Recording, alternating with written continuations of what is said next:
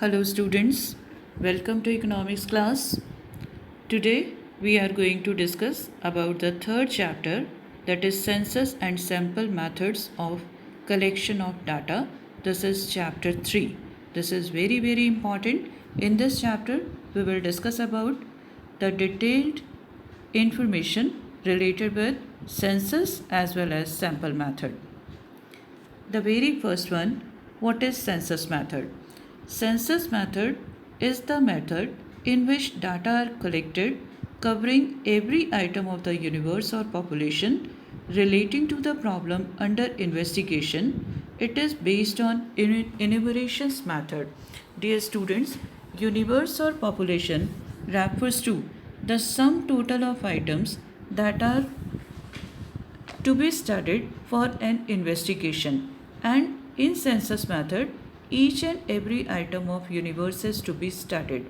For example, if we say that we want to find the data related with height of the students of 11th commerce, and there are 95 students in 11th commerce, and we are to find out the data for all these 95 students, then this method will be census method, because each and every item of the universe is to be studied.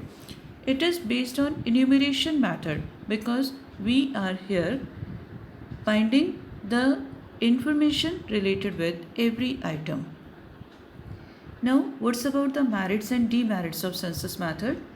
First, we will discuss about the merits. The results that are based on census method are absolutely accurate and reliable because each and every item of the universe is studied. It is a method that provides us extensive information, that is detailed information. It helps us to study diverse characteristics. Diverse characteristics means different types of characteristics, because each and every item of the universe is studied. So it is quite suitable when the population has diverse nature or diverse characteristics. It is also unbiased. Again, the reason is that each and every item is studied and the method is based on enumeration. That's why it helps us to find out absolute, accurate and reliable results. Now, what's about the demerits? It is quite time consuming because each and every item of the universe is to be studied. It is very costly in terms of time, money and efforts. Large manpower is required because each and every item of the universe is to be studied. That's why large and trained manpower is required. It is not suitable when the area of investigation is large. Again, the reason is that because each and every item of the universe is to be targeted, is to be approached. That's why it is not suitable for large area. Next, this is about the sample method. Sample method is the method in which data is collected about the sample or a group of items taken from the population for examination, and conclusions are drawn on their basis. It is based on estimation method because in this method just a few representative items are studied. For example, it is given in the slide that a very small proportion, very small representative part is taken from the population, and study of this representative part is known as sample technique. Now, what's about the merits and demerits? The very first merit, it takes less time and consumes less energy. That is, we can say sample method is less expensive in terms of money, time and efforts. Large area of investigation can be covered. It is less costlier, as we have already discussed. This method is very easy and quite simple. Now, what's about the demerits? It is less accurate because each and every item is not studied. That's why it is not possible to get 100% accurate results. Conclusions can also be wrong. If the sample chosen is not accurate, not representative, then the entire conclusions can be wrong. Now, it is biased because the results are based on the sample, and if sample is inappropriate, the result will definitely be biased. And biasness on behalf of the investigator, because investigator selects the sample, and if the investigator is biased, obviously the result will be wrong. Now, this method cannot advantageously used in small area of investigation, because if the field of investigation is small, then how it will be possible or beneficial for a investigator to choose the selected items. If the population is already very small, then it will be very difficult for investigator to choose the sample. Now, essentials of a sample. What should be there in a sample? The very first one, a sample must be representative, means represents all characteristics of the entire population. The number of items in the sample should fairly adequate. It means should not be very large, should not be very small, so that reliable conclusions can be drawn. All units of the sample must be independent of each other. Inclusion of one item in the sample does not depend on other items. Now, in case of more than one sample, these samples should be homogeneous to each other, because without homogeneity, it is not possible to compare, it is not possible to conclude.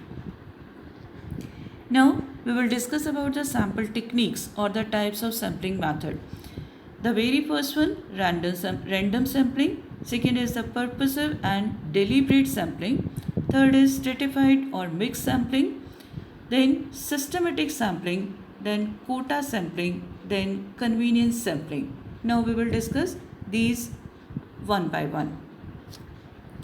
The very first one is random sampling.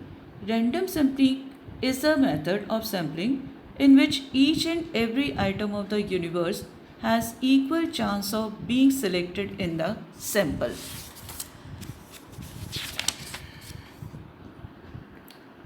This is very important, because in random sampling, this is very simple method, and the most important tool here is used here is lottery method. In this method, paper slips are made for each item of the universe and tables of random numbers. Some statisticians have prepared a set of tables called table of random numbers. These are also known as Tippett's table. Now, what's about the lottery method? Lottery method means the draw system. If we want to find out a winner of a lucky draw, what will we do? We will just make the paper slips and will mix in a ball, then then we will select one or two. The number of the lucky winners we want to have, we will just choose the slips, we will just select the slips, and we will have the winner. This is the lottery method. In random sampling, keep in your mind, most important point, that random sampling is in accordance with the rules of sampling. That is, it allows every item an equal chance of being selected in the sample. On the other hand, we have haphazard sampling. Haphazard sampling is not in accordance with the rules of the sampling, and haphazard sampling does not allow every item an equal chance of being selected in the sample. So, when we are discussing the techniques of sampling, only random sampling is a sampling technique that is in accordance with the rules of the sampling, and the remaining 5 are of haphazard sampling, that is, they do not follow the rules of sampling and do not allow every item an equal chance of being selected in the sample. So, I hope you are capable to understand the meaning of random sampling.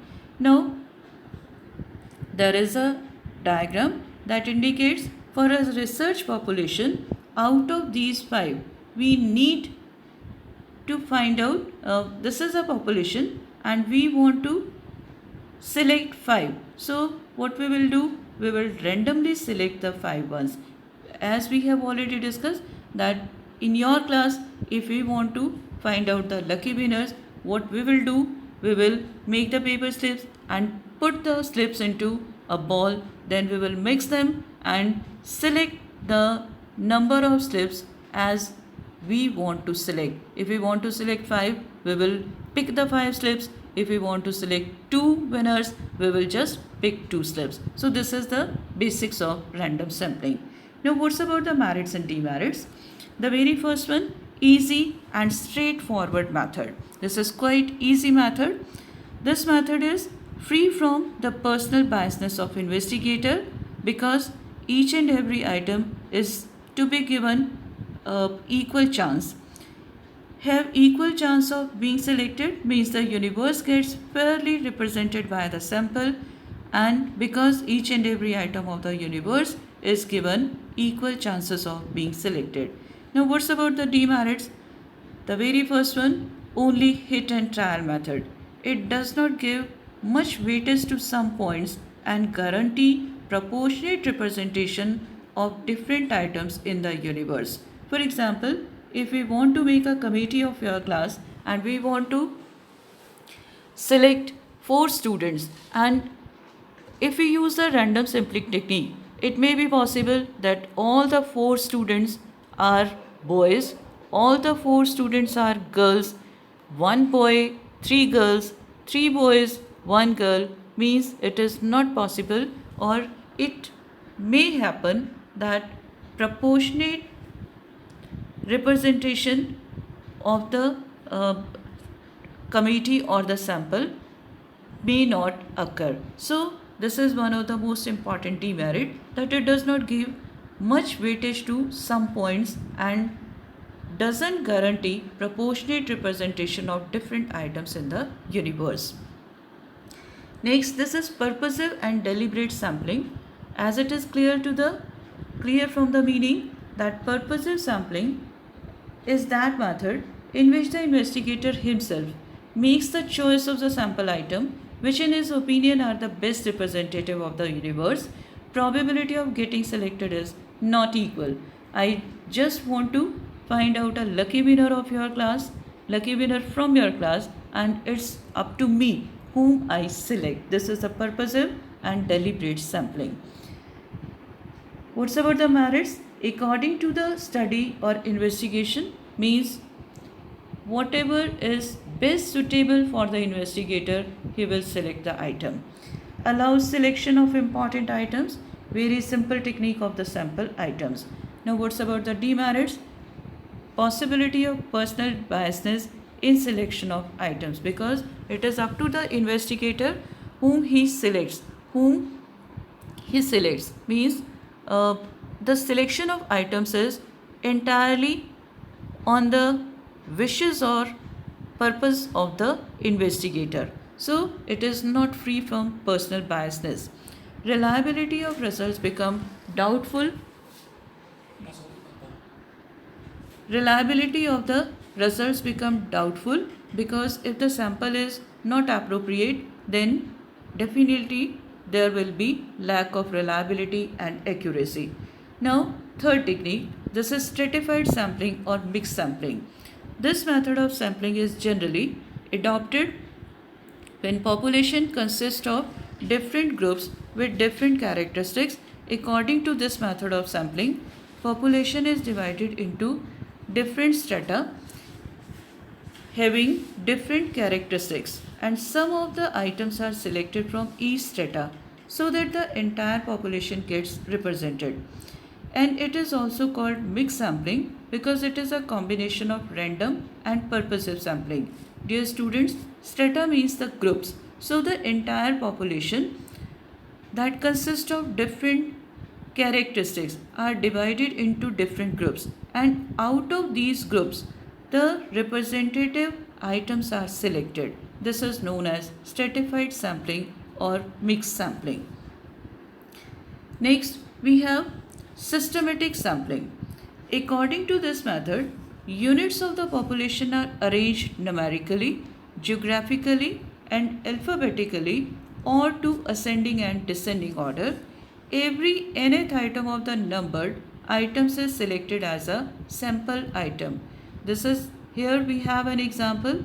Population is given, and out of this, every third item is selected as sample. So we can say this is a systematic sampling. Systematic sampling, again, it follows a system but does not provide equal chance of every item of the universe to be selected as sample.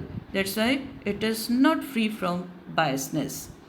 Next, systematic merits of systematic sampling.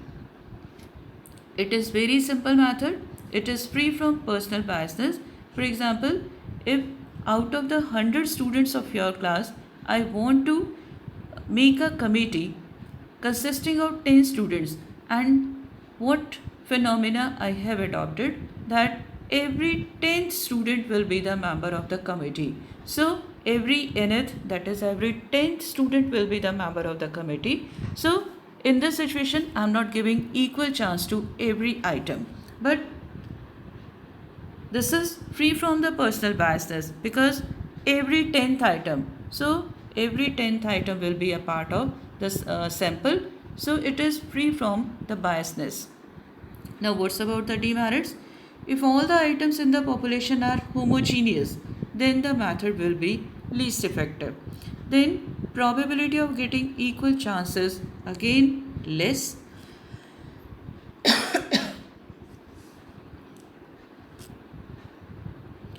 Next, we have the quota sampling. Quota sampling is somewhat similar to the stratified sampling. In this method, the population is divided into different groups or classes according to different characteristics of the population. Some percentage of different groups in total population is fixed. Investigator selects the fixed number of items from each group or frame. The example is here, we want to find out the respondent quota with a size of 200, and what method we are adopting, what proportion we are adopting, that 40% will be of men chocolate buyers and 60% will be of women chocolate buyers. In this way, in our respondent quota, 80 will be men and 120 will be of women. So this is quota sampling. It is not very expensive method, but there is high risk of personal biasness. Who will decide the quota? Definitely will be decided by the investigator. That's why there is a high risk of personal biasness, and whenever there is high risk of personal biasness, the results we will get may suffer from inaccuracy, will be suffered from less reliability. Next, this is convenience sampling. In this method, sampling is done by the investigator in such a manner that suits his convenience. This method is the simplest and less expensive but unscientific and unreliable because no rules of sampling are followed here. Investigator can use his techniques or methods for his statistical investigation study. So it is very simple method, very easy also, least expensive, but not ensures reliable and accurate results. There is an example that out of the size of population, we need to find out a sample containing 20%, and it is obvious from the diagram that no rules and regulations are followed. We are just selecting the sample without any rules and regulation. So this is the convenience sampling. Now, what's about the reliability of sampling data? As we have already studied that there are 6 sampling techniques and few are providing reliable results and few are not providing us reliable as well as accurate results. So, on what factors the reliability depends? The very first one, size of the sample, it should not be too small because the small size of sample will not ensure us accurate results. Now, method of sampling, they must be simple and must be able to follow the rules of the sampling. Then, bias of correspondent and enumerators, personal biasness of these people should be as less as possible, because we have already studied that the biasness on the part of investigator leads to inaccuracy as well as inaccuracy in the results. Now, training of enumerators. Trained enumerators will collect reliable data for investigation, because we have studied we need trained manpower. Census and sample method, a comparative look. Now we will discuss about the principal differences between census and sampling methods. The very first one, coverage. In the census method, an investigator collects information relating to all the items in the population, while in sampling method, only few representative items of the population are covered for an investigation. Now, suitability.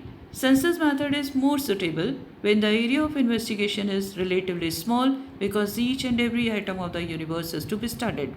On the other hand, when the area of investigation is large, it is sampling method which is generally used.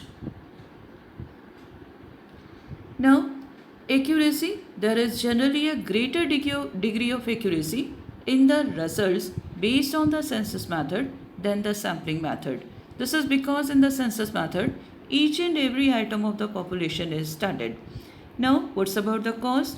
Sampling method is certainly much less expensive than the census method. Smaller the sample size out of the given population, lesser the cost of investigation. Now, what's about the time? Sample method is less time consuming than the census method, because in sample method only few representative items are to be studied. Nature of items. Census method is particularly suitable when the items in the population are homogeneous. No, it should be in the population, item in the population are diverse or different. Census method is particularly suitable. Dear students, please make correction in this point. Census method is particularly suitable when the items in the population are of diverse characteristics. Now, verification. Verification of statistical information obtained through census method is generally not possible, because each and every item of the universe is studied. That's why it is very difficult to verify the items. Now, in sample information, on the other hand, can easily be verified, because only few representative items are studied. Now, what's about the sampling errors? Which is, again, this is a very important question. What are the sampling errors? The difference between sampling and census results under same circumstances is known as sample errors. Now, what's about the definition? Sampling errors are related to the size or nature of the sample selected for the study. Due to a very small size of sample selected for study, or due to non-representative nature of the sample, the estimated value may differ from the actual value of parameter. Now, they can be minimized by taking large samples, as we have already studied that sampling errors may occur due to small size. Now, what's about the two types? First is the biased errors. Errors arise due to the biasness of the selector. Unbiased errors. Errors arise due to the small size of the sample, not because of the biasness of the selector. So, these sampling errors can be minimized by taking large size of sample and by reducing the biasness of the selectors. Now, second topic, this is about the non-sampling errors. Non-sampling errors are related to the collection of data. These are of many types, like errors of measurement. Errors of measurement may occur due to difference in the scale of measurement or difference in rounding of procedure adopted by the different investigators. Next, errors of non-response. This arises when the respondents do not offer the required information. Then, errors of misinterpretation, errors of calculation, or arithmetical errors. Then, errors of sampling bias. It occurs for some reasons or the other. A part of target population cannot be included in the choice of a sample. Then, errors of sampling bias occurs. Now, these errors may arise intentionally or unintentionally, because whenever the term biasness is there, it means intentionally. Otherwise, it is unintentionally. It arises due to negligence, lack of knowledge, non responsiveness, etc. It can occur in both census or sampling method. So, now which one of these two is more serious? बच्चे, sampling errors are easy to verify, easy to identify. On the other hand, non-sampling errors are very difficult to identify, very difficult to detect. That's why non-sampling errors are more serious as compared to the sampling errors. So, with this, your topic is over. Now, what's about your homework? Do revise the chapter thoroughly and send your doubts either on app or in group or to me personally. Dear students, prepare the chapter for unit test, because your unit tests are approaching quite near. Probably you will have to appear in unit test after 15th of June. Clear? So, have a wonderful day. Revise the topic properly. Stay home, stay safe.